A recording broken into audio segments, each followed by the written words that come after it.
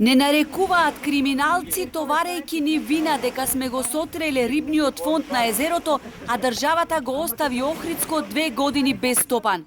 Со тоа се зголеми бројот на рибократци кои неконтролирано ловат, бидејќи имаат позадина, обвинуваат рибарите од Радожда и Калишта. Тие си ги бараат неисплатените плати и придонеси кои чесно ги заработија кога беа ангажирани како професионални рибари.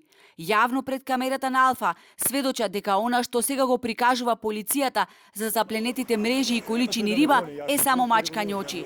Прашуваат каде заврши огромните количини риба која се запленува. Тие имаат фатено мрежи, ама тоа што го кажува тоа е не чиста лага. Тие имаат фатено не 40 км, 400 км се фатени мрежи. Значи нема рибар кој не е оштетен со 2-3 км најмалку. Значи сега на пример кога бевме рибари, бевме пример 25 рибари 30 на цело езеро. Сега сме да не претерам може 700-800 кратци. 300 плати, ја татко ми и син ми 300 плати немаме зено. И кој е криминалец, ја или државата?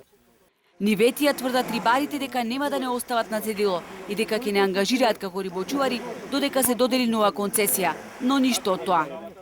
Како ние ќе го сачуваме Охридското езеро и прстъмката? На каков начин?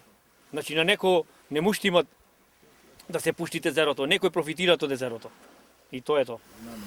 Михаил, тоа што немаше концесионер го зголеми бројот на рибократци во езерото, да речем? Државата сама не направи да бидеме рибократци, пошто таа му ја одзеде концесијата и концесијата не е додели на никого.